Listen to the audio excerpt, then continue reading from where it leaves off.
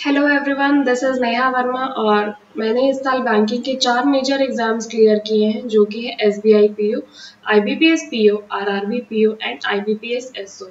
और आज मैं अपने स्ट्रैटेजी सेशंस में लेके आई हूँ आपके लिए रीजनिंग की वीडियो कि प्रीलिम्स एग्जाम में हम रीजनिंग को कैसे टारगेट कर सकते हैं। तो चलिए शुरुआत करते हैं इस वीडियो की। मैं आपको बता दूं, मेरे प्रीलिम्स एग्जाम में आईबीपीएस पीओ के रीजनिंग सेक्शन में 35 आउट ऑफ 35 आए थे। तो आपको एक काफ़ी अच्छा एक्सपीरियंस मिलने वाला है मेरे थ्रू कि कैसे कैसे हमें टारगेट करना चाहिए पर्टिकुलर इस सेक्शन को, जिससे कि हमारा स्कोर भी इम्प्रूव हो। और अगर आप भी 35 आउट ऑफ 35 को टारगेट कर रहे हैं तो इजीली आप भी उसको अचीव कर सकें। सबसे पहले मैं आपको इस वीडियो में आज बताती हूँ कि मैं क्या क्या कवर करने वाली हूँ, जिससे कि आपको आइडिया लग जाए कि आपको क्या क्या टॉपिक्स पता चलने वाले हैं।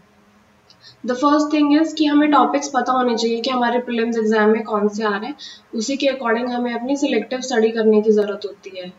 इसके बाद हमारा मोस्ट इम्पॉर्टेंट चीज़ रहती है कि कौन से टॉपिक से हमें ज़्यादा फोकस करना चाहिए, क्योंकि आपके हर क्वेश्चन इक्वल नंबर के होते हैं, लेकिन फिर भी कुछ सेक्शन ऐसा होता है कि अगर हम इस पर ज़्यादा ध्यान दें तो हम ज़्यादा स्कोर कर सकते हैं। तो आपको वो टॉपिक्स भी पता होने चाहिए जिन पे आपको ज़्यादा ध्यान देने की ज़रूरत है। इसके बाद मैं आपको बताऊंगी कि हम पजल्स को कैसे अप्रोच कर सकते हैं। हर पजल को करने का एक अलग तरीका होता है, तो आपको पजल को अप्रोच करना आना चाहिए, क्योंकि कोई एक पजल होगी, उसमें कोई एक स्टूडेंट अगर 3 मिनट्स लगा रहा है और कोई दूसरा स्टूडेंट उसमें 6 मिनट्स लगा रहा है, तो आप दोनों में देख सकते हैं कि कितना डिफरेंस हो गया। एक ज़्यादा टाइम ले रहा है और एक कम टाइम ले रहा है। तो जो कम टाइम लेगा वही तो अपना टाइम सेव करके बाकी क्वेश्चंस पे डिवोट कर सकेगा। तो आपको पता होना चाहिए कि आप कैसे अपना टाइम सेव कर सकते हैं पजल्स में भी।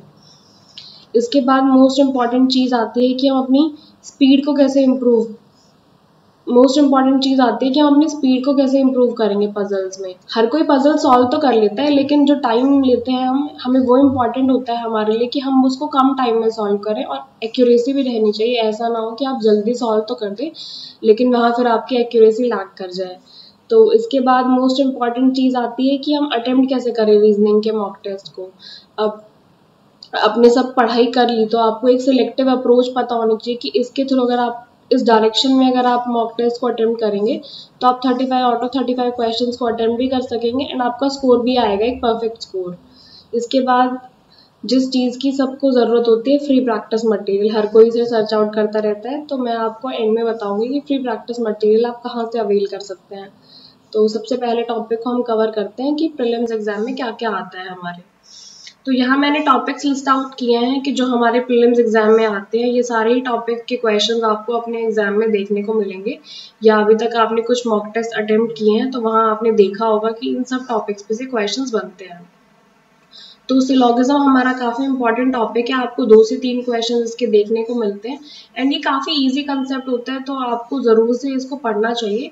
इसे बिल्कुल भी मिस करने की ज़रूरत नहीं है।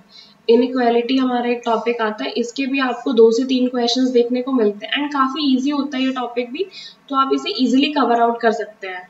इसके बाद हमारी चाइनीज़ कोडिंग आती है, ये तो शायद सबने पहले से देख ही रखी होगी। अगर आप कोई और एग्जाम की तैयारी भी आपने कभी की होगी तो चाइनीज़ कोडिंग के क्वेश्चंस तो सब लोगों ने देखे ही होते हैं कैसे आते हैं।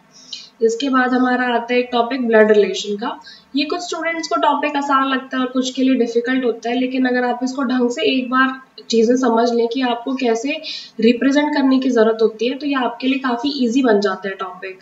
इसके बाद हमारे कुछ क्वेश्चन होते हैं डायरेक्शन डिस्टेंस से। ये काफ़ी ईजी होते हैं, आपको बता देते हैं कि नॉर्थ साउथ वेस्ट ईस्ट या नॉर्थ वेस्ट इस डायरेक्शन में कोई देख रहा है, इतने डिग्री घुमा दिया। तो इस तरीके के क्वेश्चंस बनते हैं, काफ़ी इजी होते हैं सबके लिए।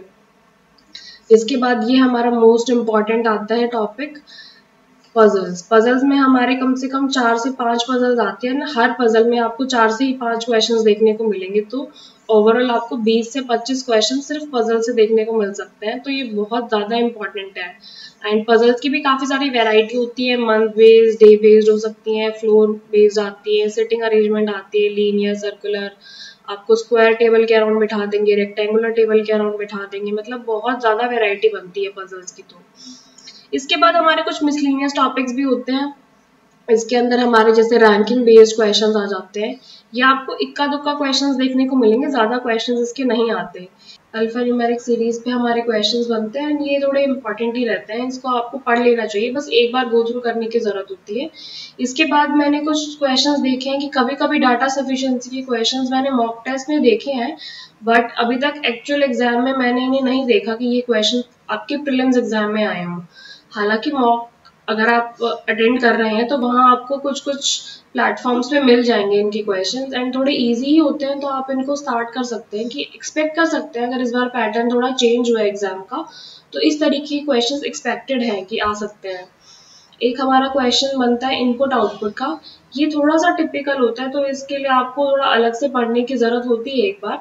तो मैं आपको सजेस्ट करूंगी कि ये दो टॉपिक्स आप थोड़े से मतलब थोड़ा बहुत आप पढ़ लीजिए, सब बहुत डिटेल भी पढ़ने की जरूरत नहीं है अभी, अगर आप सिर्फ प्रीलिम्स पे फोकस कर रहे हैं। एंड मेंस एग्जाम में तो काफी इंपॉर्टेंट है हमारे ये दो टॉपिक्स, तो अगर आप इसको स्टार्टिंग से ही लेके चलेंगे तो काफी अच्छा है। वरना अगर आप सिर्फ अभी प्रीलिम्स पे थोड़ा फोकस कर रहे हैं कि हमारा प्रीलिम्स एग्जाम आने वाला है जस्ट, तो अभी के लिए आप छोड़ भी सकते हैं इन टॉपिक्स को। अब हमारी नेक्स्ट चीज है कि हमें किन टॉपिक्स पे ज्यादा फोकस करना चाहिए।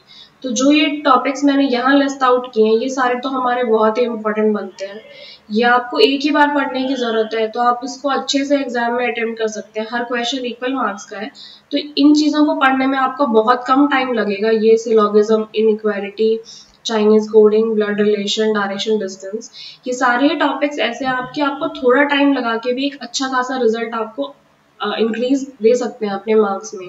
तो आपको ये टॉपिक जरूर से कवर कर लेने चाहिए एक बार। इसके बाद हमारी पजल्स आती है एंड सबसे ज्यादा टाइम आपको इसी पे देना है। अगर समझ लीजिए आप रीजनिंग को 1 घंटा दे रहे हैं तो उसमें से आप कम से कम 40 मिनट इस सेक्शन को दीजिए एंड बाकी के 20 मिनट्स में आप इसको प्रैक्टिस कीजिए। तो इस तरीके से आपको टाइम डिवाइड करना है, क्योंकि पजल्स की वेटेज आपके प्रीलिम्स एग्जाम में भी और मेंस एग्जाम में भी दोनों में ही बहुत ज्यादा है, और बिना पजल सॉल्व किए आप एक अच्छा स्कोर नहीं लेके आ सकते। तो सबसे ज्यादा टाइम आपको पजल्स पे डिवोट करना है एंड बाकी सेक्शंस पे अकॉर्डिंगली थोड़ा थोड़ा कम टाइम डिवोट करना है। मिसलेनियस टॉपिक्स हमारे ऐसे रहते हैं कि एक या दो ही क्वेश्चन आते हैं, लेकिन इसके कंसेप्ट भी आपको बस एक ही बार पढ़ने होते हैं। तो जहां आप 20 मिनट में ये कवर कर रहे हैं तो आप इस टॉपिक को भी उसी के अंदर कवर कर सकते हैं। तो सबसे ज्यादा मैं सजेस्ट करूंगी कि आपको पजल्स पे फोकस करना चाहिए एंड उसके बाद धीरे धीरे रोज का थोड़ा थोड़ा टाइम लगा के आप ये टॉपिक्स को एक बार कवर आउट कर सकते हैं। अब हम नेक्स्ट मूव करते हैं आगे। अब सबसे इम्पोर्टेंट चीज आती है कि हम पजल्स को अप्रोच कैसे करें। अब पजल करनी तो हर कोई सीख ही लेता है कि मतलब हमें ऐसे स्टार्ट करना है, वो करना है, कंडीशन नोट डाउन करके बस लग जाना है केसेस बना के एलिमिनेट करने में। लेकिन कम टाइम में चीजें कैसे सॉल्व की जाती हैं आपको एक स्टैंडर्ड अप्रोच पता होनी चाहिए, उसके लिए वो काफी इंपॉर्टेंट बनती है। तो सबसे इम्पोर्टेंट होता है कि हम बेस आइडेंटिफाई कर सके। जो भी पजल आप स्टार्ट कर रहे हो उसका कुछ ना कुछ तो बेस होगा ना। चलो हमने मान लिया वो सिटिंग अरेंजमेंट की पजल है, अब वो लीनियर सिटिंग अरेंजमेंट है तो कुछ नॉर्थ देख रहे होंगे, साउथ देख रहे होंगे, कुछ इस तरीके का बनेगा। तो आपको पता होना चाहिए कि उसका बेस क्या रहेगा। एक लीनियर डायरेक्शन में आपको जितने भी लोग हैं उनको अरेंज करना है।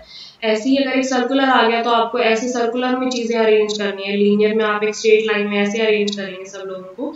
लेट्स सपोज 5 लोग ही बैठे हैं तो आप ऐसे करके ड्रॉ कर सकते हैं कि ठीक है 5% एक लीनियर डायरेक्शन में बैठे हैं।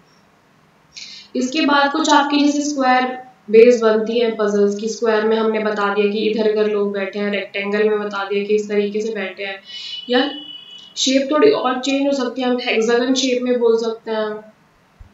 इस तरीके से जो ये फिगर बेस बनती है तो आपको पता होना चाहिए कि कौन सा लोग कि कौन सा पर्सन कहाँ बैठेगा, तो आपको ये आइडिया लग जाना चाहिए कि आपको बेस कैसे बनाना है। इसके बाद हमारी कुछ पजल्स मंथ बेस या फ्लोर बेस्ड भी आते हैं। तो जैसे ही आपको पता चले कि ठीक है 8 फ्लोर पे कोई पर्सन बैठे हैं तो आप स्टार्ट कर सकते हैं 8 7 6 5 4 3 2 1। तो आप इस तरीके से फ्लोर्स को डिवाइड कर सकते हैं एंड अकॉर्डिंगली सिटिंग अरेंजमेंट को स्टार्ट कर सकते हैं। अगर डे बेस्ड है तो आप ऐसे संडे मंडे ऐसे करते करते सैटरडे तक इसको लिख सकते हैं। तो इस तरीके से आपको पता होना चाहिए कि आपको बेस कैसे बनाना है, उसी के बाद आप अपनी सारी चीजों को स्टार्ट कर सकते हैं आगे। इसके बाद हमारी इंपॉर्टेंट चीज आती है कि हम जो इन्फॉर्मेशन हमें मिलती है तो कुछ इन्फॉर्मेशन हमारी फिक्स होती है जिसका हमें पता है कि ये यही रहेगी, ये कभी चेंज नहीं होगी। उसे हम डायरेक्टली बेस में लिख सकते हैं। जैसे मान लो आपको पता चला सिटिंग अरेंजमेंट में 6 लोग बैठे हैं तो आपने इसको ऐसे डिवाइड कर लिया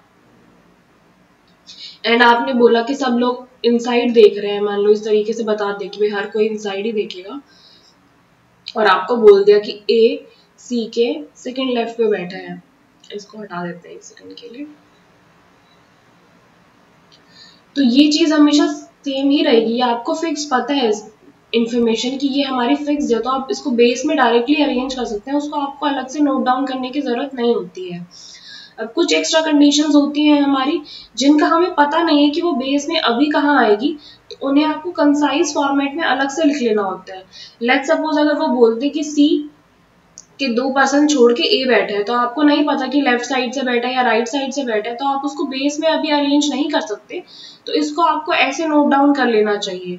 लेकिन एक कंसाइज फॉर्मेट में नोट डाउन करना है, ऐसा नहीं है कि आपने काफी सारी कंडीशंस को ऐसे घिचमिच करके लिख दिया और आपको बाद में फिर पता ही नहीं चल रहा कि आपने क्या कंडीशन नोट डाउन की थी। उसके बाद हमारा सबसे इम्पोर्टेंट स्टेप होता है कि हम केसेस को एलिमिनेट करना स्टार्ट करें जितने भी हमारे बन रहे हैं। अब जनरली एग्जामिनर भी हमारे क्वेश्चंस को इस तरीके से डिजाइन करते हैं कि 2 से 3 केसेस आपके डेफिनेटली बनते ही बनते हैं।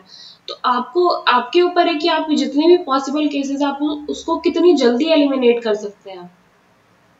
हो सकता है एक सिटिंग अरेंजमेंट में आपके 4 केस बन रहे हैं, अगर आपने हर केस को आइडेंटिफाई करने में टाइम लगा दिया, लेट्स सपोज 1-1 मिनट भी, तो आपको 4 मिनट लग जाएंगे पजल सॉल्व करने में। लेकिन काफी बार ऐसा होता है कि पजल्स में आपके अगर आप कंडीशंस नोट डाउन ना करें, आपके माइंड में थोड़ी सी चीजें हैं, तो आप थोड़ी बिना पेन पेपर को चलाए भी आप कुछ कंडीशंस को यूज करके डायरेक्टली एलिमिनेट कर सकते हैं कुछ केसेस को।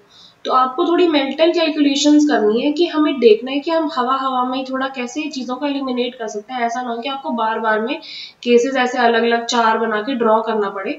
आपको ये देखना है कि इस तरीके से कुछ बना हुआ है हमारा पजल में, तो कैसे, मान लो अगर ए उसने बोला है कि सी के सेकंड लेफ्ट पे बैठता है, और यहाँ हमने देख लिया किसी और केस में कि ऑलरेडी सी के सेकंड लेफ्ट पे कोई और बैठा है, तो आप डायरेक्टली एलिमिनेट कर सकते हैं इस केस को। तो आपको इस तरीके से ही चीजें देखनी है कि कंडीशंस आपको थोड़ी माइंड में रहनी चाहिए, एंड थोड़ा बस ओवरऑल फिगर को देख के एनालाइज करके उससे आप केसेस को एलिमिनेट कर सके। तो ऐसे आपको पजल को अप्रोच करना चाहिए। मेरे अकॉर्डिंग ये सबसे बेस्ट वे रहता है पजल्स को अप्रोच करने का।